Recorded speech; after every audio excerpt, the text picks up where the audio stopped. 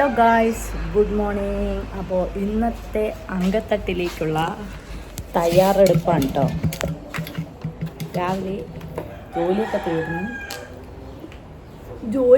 ജോലിക്ക് പോകാൻ പോകുന്നു. ഇവിടുത്തെ ജോലി തീർന്ന് ഇനി അടുത്ത ജോലി. ഓക്കെ, ഇവിടുന്ന് ഞാൻ നേരെ പാക്ക് ചെയ്യുന്നിടത്തോട്ടാണ് പോകുന്നത്. പാക്ക് ചെയ്യുന്നിടത്ത് വന്നു കേട്ടോ. അപ്പോൾ സാധനങ്ങൾ കടയിൽ കൊടുക്കാനുണ്ട്.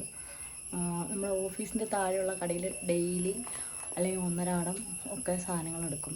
അപ്പോൾ എല്ലാം തീർന്ന് കിടക്കാനുണ്ടോ. അവിടെ കുറച്ച് പാക്ക് ചെയ്ത് വെച്ചിട്ടുണ്ട്.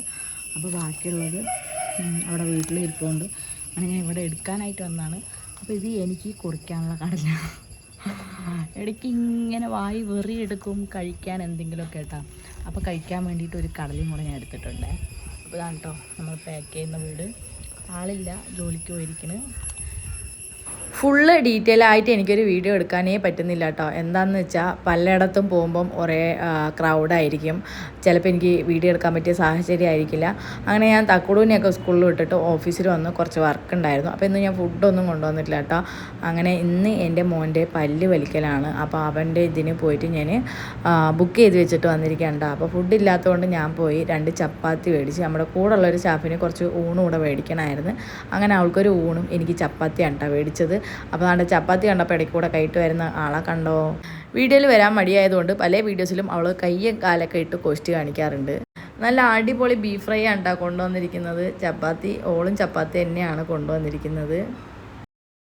ഇതിന് ശേഷം ഉണ്ടായ സംഭവങ്ങൾ കാരണം എനിക്ക് ബാക്കിയൊന്നും വീഡിയോസ് പോലും എടുക്കാൻ പറ്റിയിട്ടുണ്ടായിരുന്നില്ല. മോന് പല്ല് കമ്പി ഇട്ടു. അപ്പോൾ പല്ല് വലിക്കാനായിട്ട് ഇന്ന് പോകേണ്ട ദിവസമാണ് കേട്ടോ.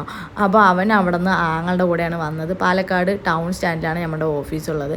അപ്പോൾ അവിടെ വരുന്നതിന് പകരം ഓന് സ്റ്റേഡിയത്തിൽ പോയിരിക്കുക. സ്റ്റേഡിയത്തിൽ പോയപ്പോൾ എനിക്ക് ഭയങ്കര ടെൻഷനായി. അവിടെ നിന്ന് കൊച്ച് വഴി അറിയാതെ ഏതിക്കൂടെയൊക്കെയോ നടന്നു വന്ന് ഓഫീസിലെത്തി. ആകെ ടെൻഷനായിട്ടോ.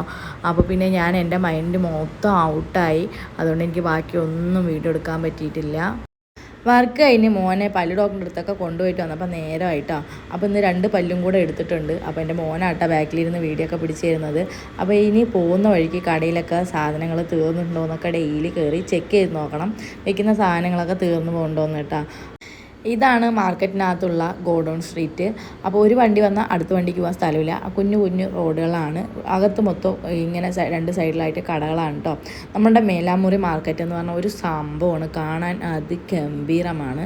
നിങ്ങളൊന്നും കണ്ടിട്ടില്ലാത്തവരൊക്കെ ഒരു വട്ടെങ്കിലും പറ്റുമെങ്കിൽ നിങ്ങളുടെ മേലാമുറിയൊക്കെ ഒന്ന് കണ്ടു നോക്കട്ടെ. കേരളത്തിലെ തന്നെ ഏറ്റവും വലിയ മാർക്കറ്റുകളിലെ ഒരു മാർക്കറ്റാണ് നമ്മുടെ പാലക്കാട് മാർക്കറ്റ്. അങ്ങനെ ഞാൻ ബോർഡ് ഐറ്റംസൊക്കെ വയ്ക്കുന്ന കടയാണിട്ടത്. അപ്പോൾ അവിടെ സാധനങ്ങൾ തീർന്നോ, എന്തൊക്കെ ഐറ്റംസ് വേണമെന്നുള്ള ചെക്കിങ്ങിന് പോവുകയാണ്.